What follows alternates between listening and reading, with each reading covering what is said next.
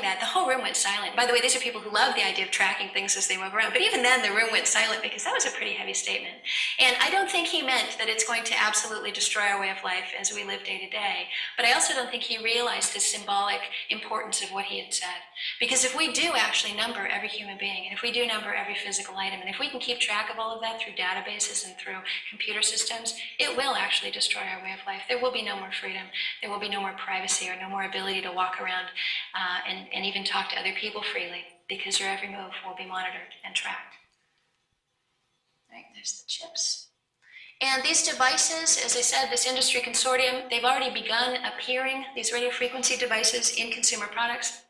What you're seeing here is a package of Gillette razor blades that's been equipped with one of these unique numbers, making it trackable from a distance. The purpose here was shoplifting prevention, but ultimately they want to put one of these on every physical item that we buy, meaning that not only would you be identifying yourself with your chip as you made your purchase, but all of the things you bought would also be identified with you, linked in a database. And in essence, it would make it difficult in a world where, let's say, there is the mark of the beast, and you've got a brother-in-law who's maybe willing to take the mark of the beast and give you the stuff that he buys so you can survive. In a world like that, if he bought a shirt, paid for it with his mark, and then handed it to you, that shirt could be tracked at a distance. It could be identified as you walk through a doorway, and they could say, hey, wait a minute, you're not Joe Schmo. You don't have the chip in you.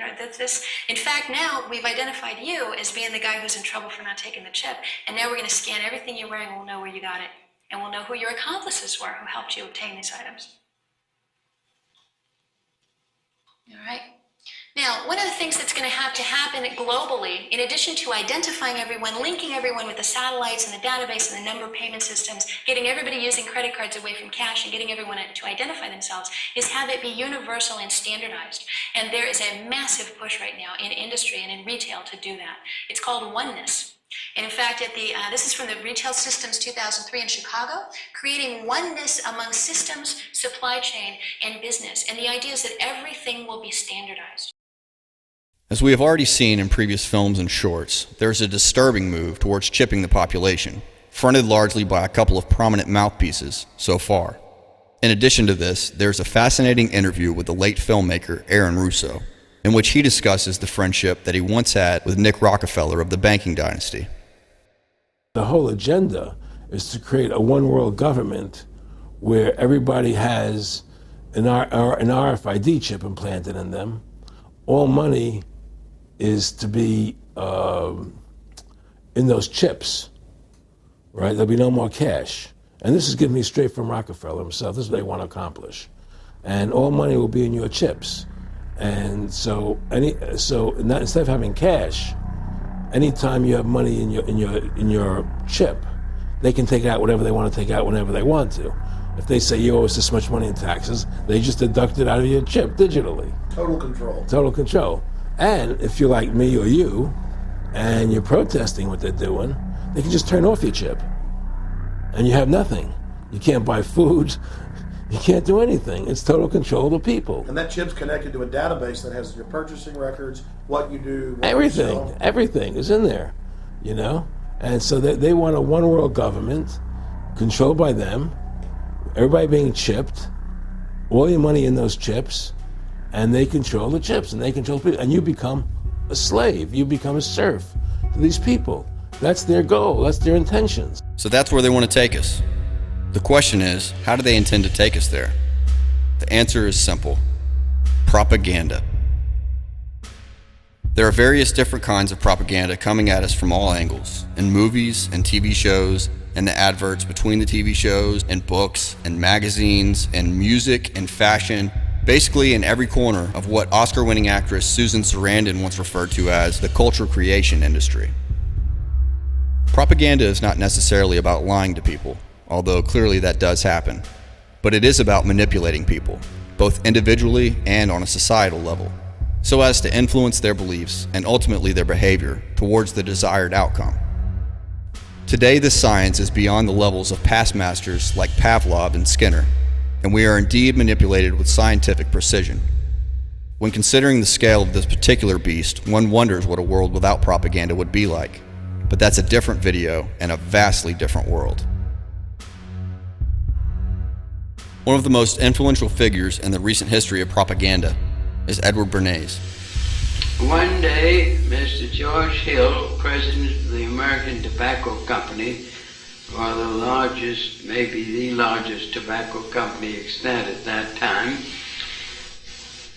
called me in and said, we're losing half of our market. And I said, why, Mr. Hill? He said, there's a taboo of men, there's a taboo by men that does not permit women to smoke, either in public or even at home. What can we do about breaking down that taboo? I said, have I your permission to see a psychoanalyst? He said, what did it cost? I said, let me ask. So I called up Dr. Brill, who was one of the great disciples of my uncle Sigmund Freud, said, what did it cost, Dr. Brill, for me to have a little conference with you on a question that is of importance to the people whom I'm working with? And he said $125, which at today's purchasing power would be about 20 times that. So I went to Dr. Brill and I asked him what cigarettes meant to women. And let me say in parenthesis that cigarettes at that time were not regarded as dangerous to your health because that had not been found out yet. In fact, they were regarded as symbols of manhood. Little boys smoked them to prove that they were older than they were. And they were regarded as symbols of importance in the society, giving pleasure and so on. So I went to Dr. Brill and asked him what cigarettes meant to women, and he answered very quickly, cigarettes are torches of freedom to women. They want to smoke to dramatize man's taboo against women by not permitting them to smoke. And that's why they want to smoke. And then he added as an afterthought, and they titillate the erogenous zones of the lips.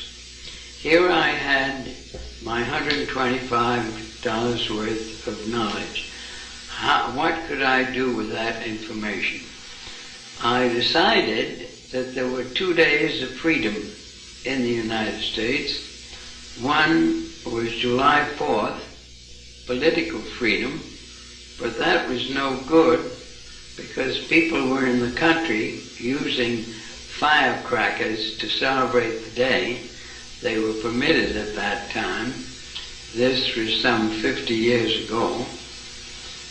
The other day was Freedom of the Spirit, Easter Sunday, and it occurred to me that any young debutante who was aware of the times and of herself as a woman being discriminated against would be delighted to walk in the Easter parade with her bow to dramatize the idea that cigarettes were indeed torches of freedom, to validate and to invalidate the taboo against women smoking.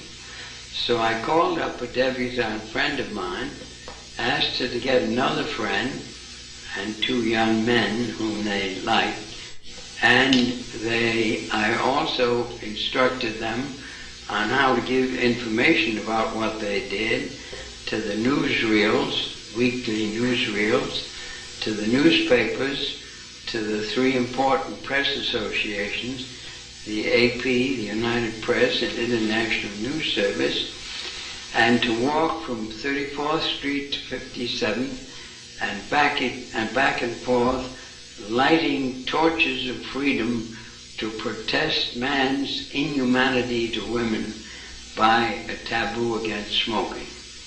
Next morning, there wasn't a newspaper in the United States, even the New York Times had a front page story debutantes light torches of freedom to protest man's inhumanity to women by a taboo against smoking, lighting cigarettes in their walk. The interesting thing to me was that within 3 days, the newspapers, without any intercession on my part, published accounts that women were smoking in Union Square in San Francisco, in Union Square in Denver, and on the Boston Commons. And to my surprise, within 6 weeks, on their own, without any intercession on my part, the League of Theaters, which had a ban on women smoking in the smoking rooms under the orchestras of every good theater in New York, lifted the ban and women were allowed to smoke. That obviously set a trend, and the Surgeon General's statement that cigarettes were dangerous to your health did not come out until about 30 years later.